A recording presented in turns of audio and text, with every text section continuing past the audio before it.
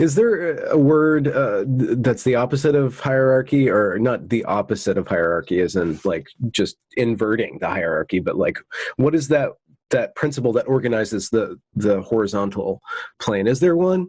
Do we just take it as granted that geography exists and that there's a line around us? To me, the let's say the counterweight or the balance of hierarchy, you could call it something like a frame, or you could call it a question. You could call it a space. All those images, they're really feminine images. Yeah, Jacques Derrida talks about Cora, like the space. He has a book on that, and it is very good in terms of trying to understand the problem of articulating the space without naming it, because this is one of the reasons why it's difficult to talk about. It's difficult to show the value of the feminine, because you have to be careful not to make it masculine as soon as you try to show the value of it. You know, it's like if you give a medal to the feminine, then it's like you're playing the game. You're playing the masculine game by doing that. You're giving a prize. You're doing all these things which are kind of like these weird hierarchical things of winners and losers and all that. But it's like if you want to actually admire, venerate the feminine, then it's another game. It's another type of interaction. Does that happen through art better than words? I guess the visual rather, or the sensual rather, the musical. Maybe, yeah, or yeah, maybe. But I think that, like I said, the understanding the value of a question, understanding the value of the opening or the frame of a discourse, something you usually don't see, but is there. It's necessarily there. I think that is how you. But it's usually there's like a weird secretive power to it.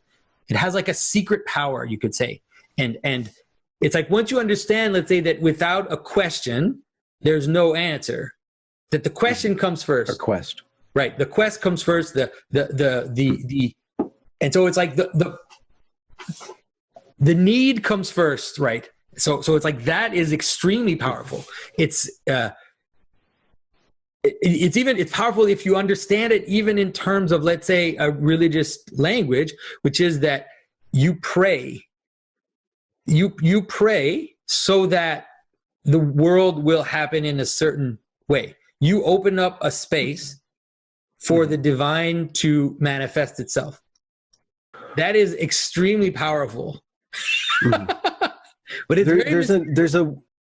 it is mysterious. I remember trying to during my youth group era, trying to get people to define what prayer is, and because they would talk about what it's not, like you're wishing for a new car, but like really getting into the nitty gritty of how do you have an intention that's open? Like how do you become a flashing cursor, where you're not overstepping the bounds of reality, but you're allowing that space to happen and initiating. It's a whole level of psychological preparation or like kind of this facing towards reality that's like got me into studying mysticism more, because the direction that goes is preparing your awareness and becoming aware of your consciousness and working on that level. I agree with you, and I think that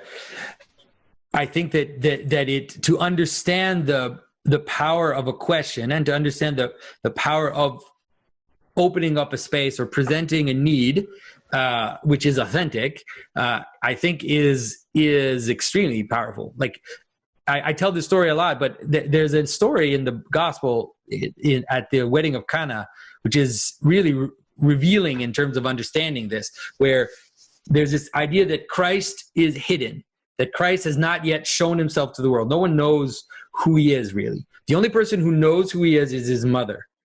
And his mother comes to him, and at this wedding, they run out of wine. And she comes to him and she says, they ran out of wine. And it's like, and then Christ answers, he says, my time is not yet come. which is like a crazy answer to say to something like there's no more wine. But when you understand the subtext, when you understand is that she's opening the door. She's saying, here's a problem. You're the divine. You're the logos. You're the answer. Now you manifest yourself in this space. I'm giving you the space. I'm saying, here's a problem. And what he understands is that if he does that, he's actually he's starting on down a road, which is going to lead him to die, basically. And so she's opening the space. She's saying, now's the time. Here's the question. You start to answer it. And so she's actually acting as like the opening up of his ministry, the opening up of his entry, of showing himself to the world. It's like, it's her request which starts it. And you see that in the history of Christianity, all through the history of Christianity. It's crazy. It's systematic. You can do a search on your own. There's always a woman who converts first.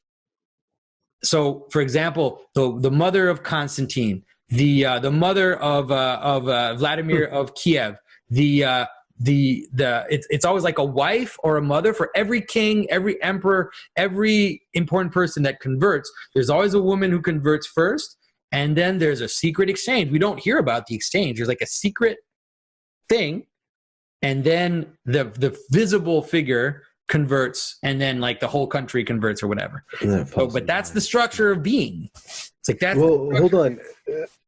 What about that coming into being in our world right now? Like, how would that prompt surface in this time right now, where there's these really extreme, rigid madness is happening? Where people are completely lost their balance. What's the frame? What's the secret question? What's the need right now? How do we get to a point where we start to ask that, create that space for that central figure, that centrist? That's crazy. That's tough. I don't know why. Like, it's like I haven't even thought about that, but I should be thinking about that. It's like, of all people, I should be thinking about that. Man, what's the question, or what's the opening up?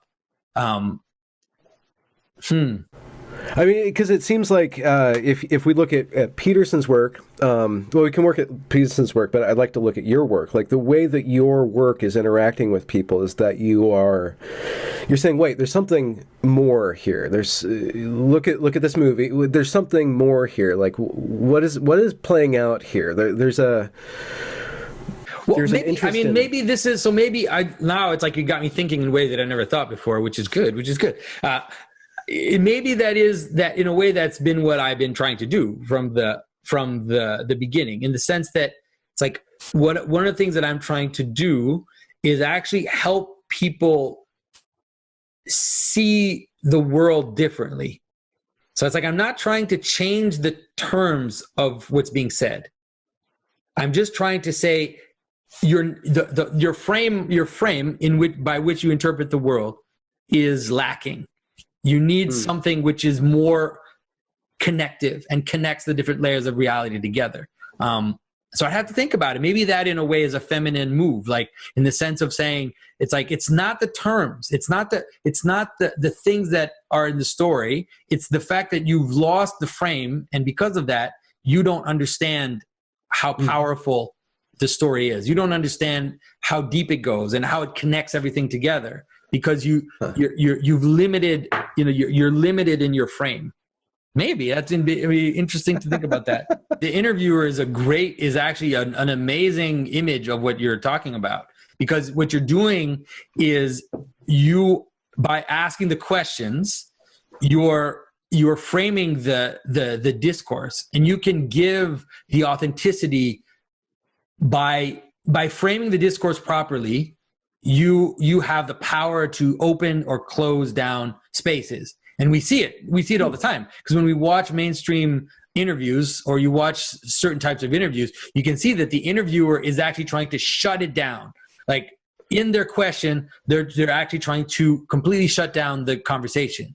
But if you can be a good interviewer and you're able to open up spaces, then I think you're right that will be a healing thing. Just that. Without even, like you said, not even saying anything. Even if in your videos you can say things that people will find offensive, if when you engage people in conversation, you have this desire to open up a real space for them to exist, I think, like you said, I think that's unbeatable. So you brought that image, which is really actually nightmarish to me, like somebody having the power to open and close space. Like that's very like primordial power to say, I'm going to close that down. It's like this ability to control possibility, not actuality, but like the precondition of actuality, which is possibility, which is. And the thing is that most people don't see that. Most people don't see those preconditions. And so there's something magical about that capacity. You know, there's something magical because people don't realize that what you're doing. If you're asking the right questions, then people will, at the end, they might think that it's only the person answering the questions who had a place, who was discussing, but they can't see the opening, like you said, the pre-logical, the opening of the space. They don't see how without that, things would be completely different. And so it is an extremely powerful thing. So if you look at my videos, like you said, we're secret feminists. It's like, if you look at the logo for my YouTube channel, it took a while for people to realize that it's actually the creation of Eve. That's the story. That's the image. You have to see that it's like, because I think that the modern world is overly masculine. It's too masculine. It's actually the feminine which is disappearing from the world. And so I think that that's a really dangerous place to be. And we see it in the reduction of community, the destruction of private space. All of this is being eclipsed. Everything is becoming public. Everything is becoming a form of showing yourself, voyeurism and showing yourself. Everything is that. And so I think helping to open up the feminine space in a reverential way, I think is something that is really worthwhile. Yeah.